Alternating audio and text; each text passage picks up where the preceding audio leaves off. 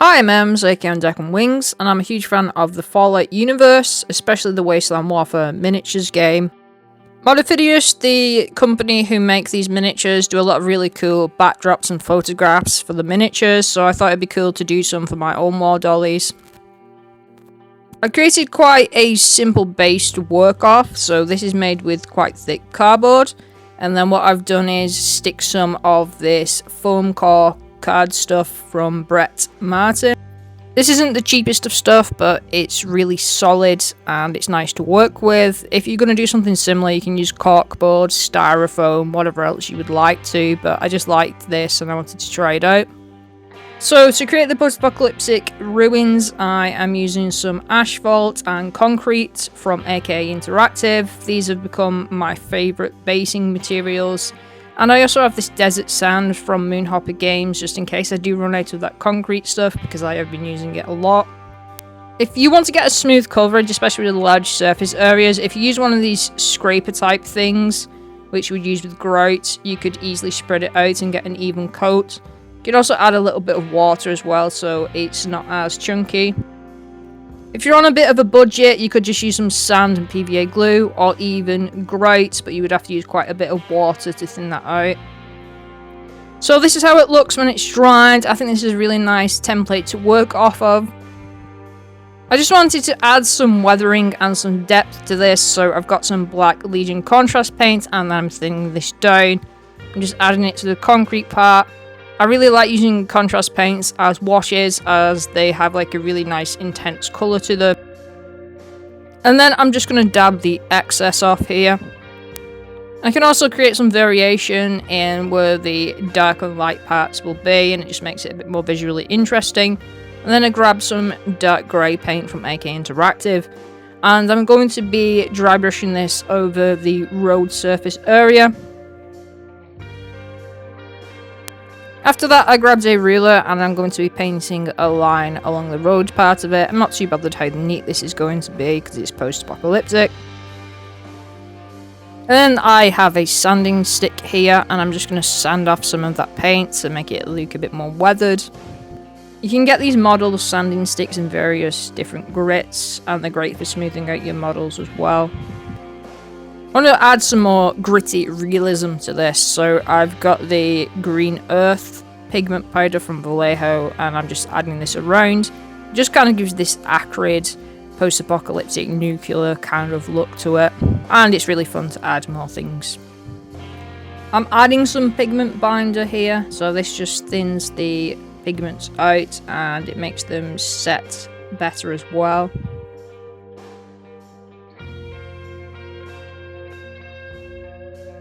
Just to add a pop of colour and a bit more visually interesting, I've got some tufts here.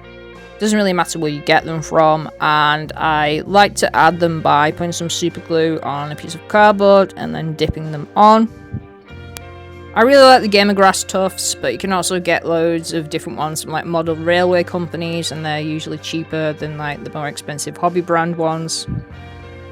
And I do find making models like this quite relaxing and a bit more freeing than having to paint really small miniatures with lots of glazes.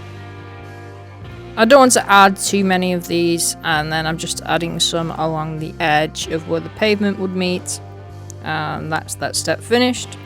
So I just wanted to show you what I'm using as the backdrop. This is from my village, and these are like for model railway type of things, but I thought they would be cool for Wardollies. I've painted on some graffiti as well and made it look a bit worn.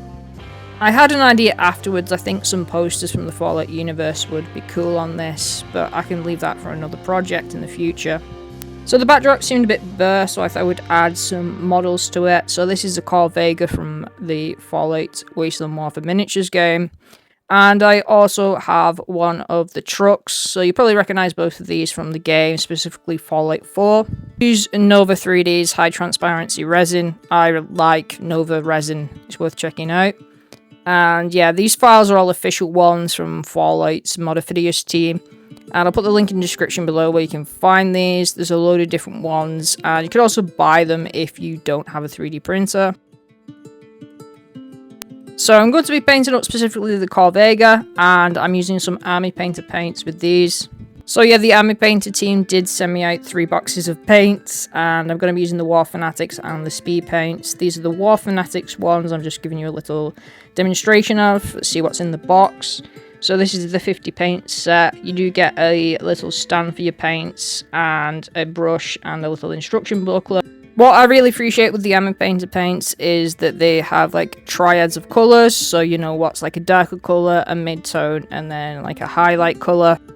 This is really handy if you're not too sure what to add to your miniature to highlight it with or shade it with, and especially if you're a new painter as well, these paint sets are really handy.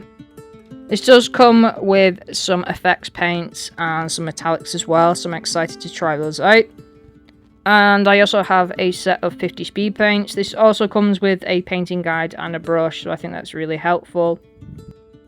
I have worked with the speed paints before, and I really like these, so I'm going to try a few of these as well. I'm starting off with Abyssal Blue here. I wasn't personally a fan of the first types of Army Painter standard paints. I found them too thin, but I do have to say I like these ones a lot better. I think they cover nicely, and they flow better than the original ones. I use a lot of AK Interactive paints, which I do find thicker than these, so it did take me a little bit of getting used to the consistency of these, and I definitely don't think I need to thin them down as much as the AK ones, but I really like the saturation of them. Next up is the Hydra Turquoise. What I really like about the Army Painter brand is it's very user-friendly and beginner-friendly.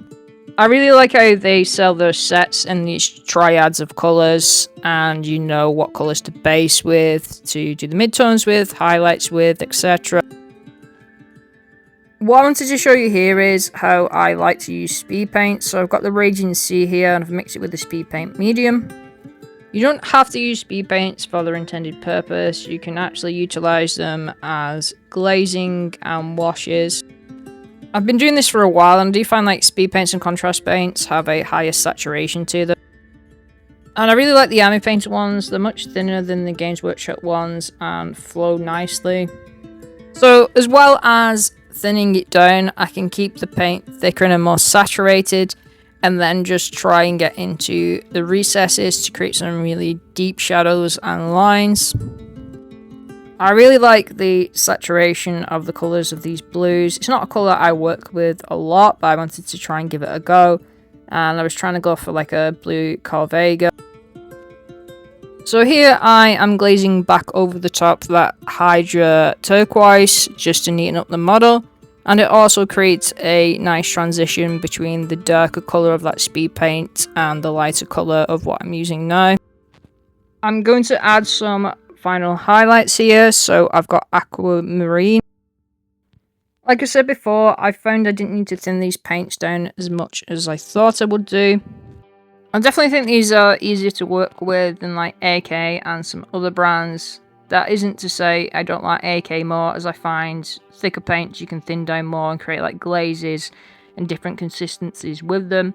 But these are a bit more straightforward for like new painters or somebody who just wants to whack some paint on a model. So here what I'm doing is I'm just neatening up some of those recesses, going back over with that Raging Sea. Never be afraid to go back over with previous paints which you've used. Just have them a bit more controlled and less on your brush.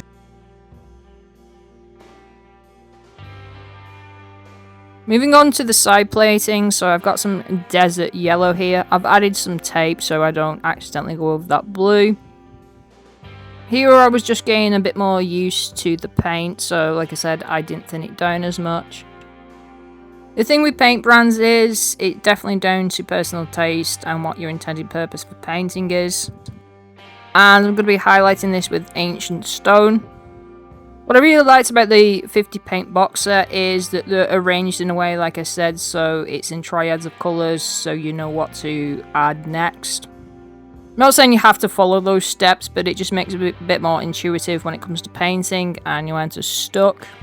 Adding the ochre clay speed paint here, it's like a greeny yellow. Just adding it to the recesses, and I did rest of that off camera because it was a bit more technical and I didn't want to mess it up on camera. And then I moved on to some metallics, so I've got the broadsword here. I was quite impressed with this being a speed paint metallic. It did cover nicely and had a sheen to it. The trick with speed paints is that it covers better if you've got a light foundation to work upon. It wasn't streaky and it had a nice consistency to it. So next on the other side I wanted to try a standard metallic, so I've got the plate mail metal here. This covered really nicely as well, and the flow and consistency of it was really nice. I think metallic paints have come a long way. This did shine nicer than the speed paint, obviously, but I think it was really good. I was really impressed by both of them.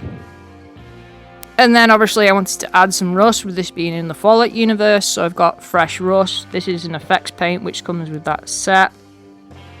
This is thicker than the standard Fanatics paint, and it would be good probably dry brushed on with a sponge. I used some water and thinned it out to make some streaks with it, and I was really impressed by it. And this is how the Corvega looks. I just did the windows off camera and added it with some grey paints. But yeah, I really like these paints, I do have to say. And here's the pickup truck, which I painted. I did this off camera fairly quickly. I just used some of those army painter paints, and then I did a couple little greebly things as well. There's a huge range of 3D printable materials out there from Modophidius. Again, I'll put the link in the description below. And I do have a lot more that I've already 3D printed off and painted up, so I used those in the backdrop. So yeah, I was really impressed with how this came out. It really brings it to life. And I can add different models and bits of scenery in the future to change it up. I hope this has given you some inspiration, and I have other links to my social medias in the description below.